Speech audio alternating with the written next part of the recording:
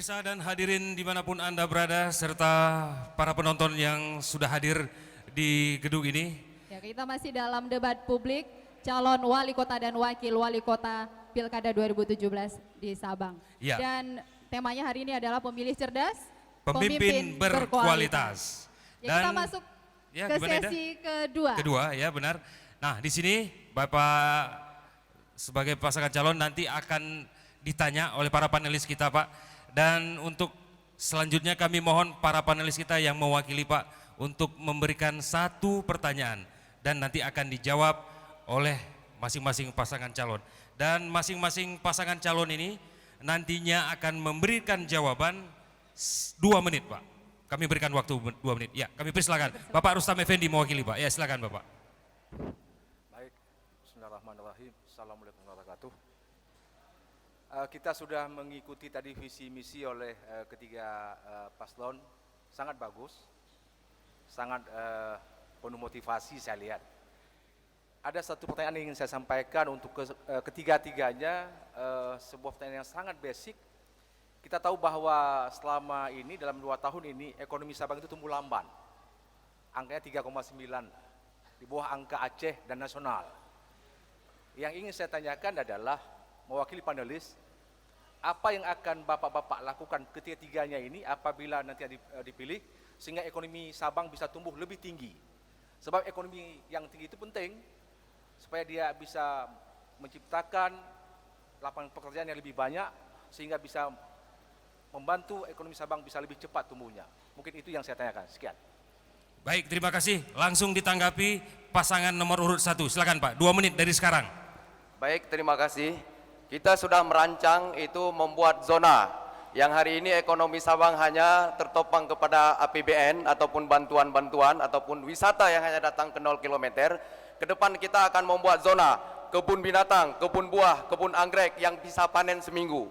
Kemudian selanjutnya kita akan kembangkan Sabang Fair yang ini menghabiskan biaya negara itu hanya digunakan 1 bulan atau seminggu. Ke depan kita akan membuat 1 tahun dengan cara Teming 15 hari, Loksmawe 15 hari, dan seluruh kabupaten di Sabang Fair ada anjungan. Jadi masyarakat bisa jual kacang kuning saja mereka akan maju. Kemudian selanjutnya program di pasar kita adalah merupakan urat nadi perekonomian rakyat Sabang yang hari ini terlilit oleh rentenir. Dan kita sudah melakukan penelitian selama 4 tahun, mereka itu banyak yang pinjam 1 juta, kemudian mereka bayar 1.200.000. Kita akan membuat pinjaman bantuan modal bergilir tanpa bunga dan data-datanya sudah kita kantongi. Dan kemudian dengan terjadinya regulasi perkembangan Sabang Fair, zona-zona yang kita bentuk dengan melibatkan seluruh masyarakat, otomatis regulasi perkembangan perdagangan yang ada di pasar akan mencapai fluktuasi yang luar biasa.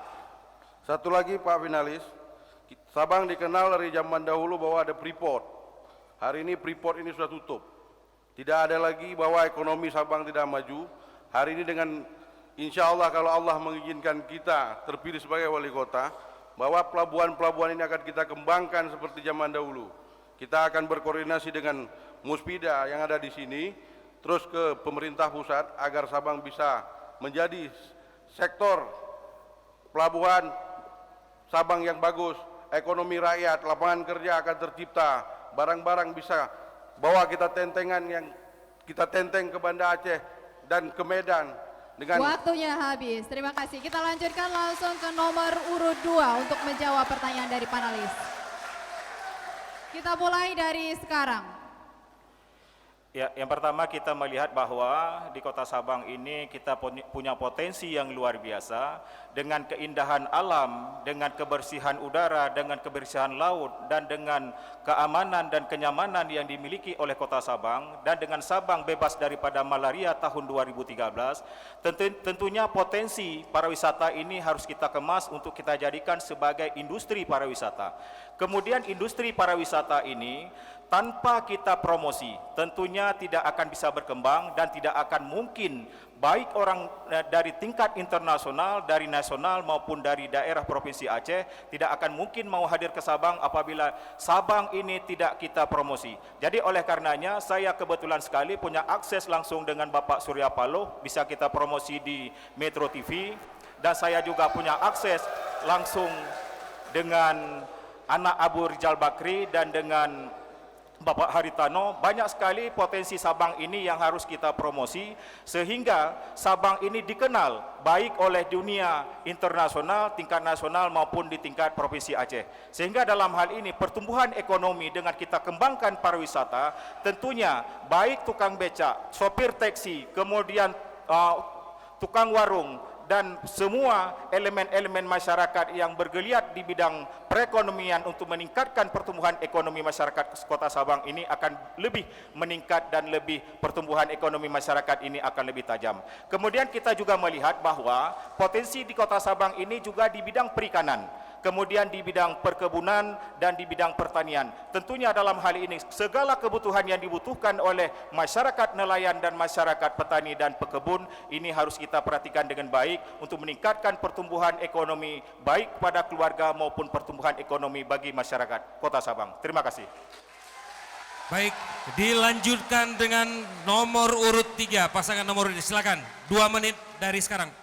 Kita akan memanfaatkan potensi daerah. Kita mempunyai 3 sektor, yaitu sektor pariwisata, perdagangan, dan perikanan. Mungkin sektor pertanian kita lahan agak kurang. Maka di bidang sektor ketiga sektor ini maka sangat membutuhkan pertama sekali air bersih. Ya, listrik juga akan kita pikir, air bersih juga akan kita pikir. Di bidang pariwisata untuk meningkatkan pariwisata maka kita akan coba membenahi semua infrastruktur di bidang pariwisata agar semua tamu nyaman, damai datang ke Sabang. Maka dengan ramainya orang ke Sabang, maka tingkat pengangguran maka akan berkurang di Sabang. Begitu juga halnya dengan di bidang perdagangan. Ya, bidang perdagangan jangan hanya semata-mata dengan adanya Undang-Undang Nomor 31 Tahun 2000, dengan adanya undang-undang tersebut maka kita bisa memanfaatkan. Jangan hanya semata-mata gula saja, maka barang-barang lain mungkin bisa kita coba masukkan ke Sabang. Dengan adanya undang-undang tersebut, maka dengan pelabuhan bebas Sabang akan hidup, maka pengangguran juga akan bisa mengurangi. Di bidang perikanan, maka di bidang perikanan kita akan coba meningkatkan infrastruktur pabrik es yang sampai sekarang nelayan masih kewalahan di bidang pabrik es. Maka ke depan kita akan benah semua di bidang perikanan.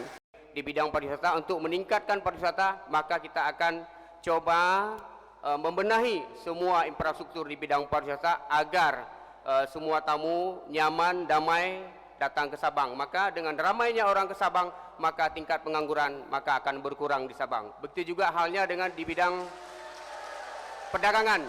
Ya, bidang perdagangan jangan hanya semata-mata dengan adanya Undang-Undang Nomor 31 Tahun 2000, dengan adanya undang-undang tersebut maka kita bisa memanfaatkan. Jangan hanya semata-mata gula saja, maka barang-barang lain mungkin bisa kita coba masukkan ke Sabang. Dengan adanya undang-undang tersebut maka dengan pelabuhan bebas Sabang akan hidup, maka pengangguran juga akan bisa mengurangi. Di bidang perikanan, maka di bidang perikanan kita akan coba meningkatkan infrastruktur pabrik es yang sampai sekarang nelayan masih kewalahan di bidang pabrik es. Maka ke depan kita akan benah semua di bidang perikanan. Demikian. Baik, masih ada waktu? Bisa ditambahkan? Cukup? Ya, baik. Kemudian tambahan dari kami, dalam rangka pengembangan pariwisata ini juga kita akan persiapkan infrastruktur. Waktunya habis. Waktunya habis, Pak. Ya, Bapak Ibu sekalian, kita berikan tepuk tangan kepada 3 pasangan calon kita pada sore hari ini. Namun pemirsa dan hadirin, nanti kita akan masuk ke sesi berikutnya. Namun jangan kemana-mana, kami akan kembali setelah pariwara berikut ini.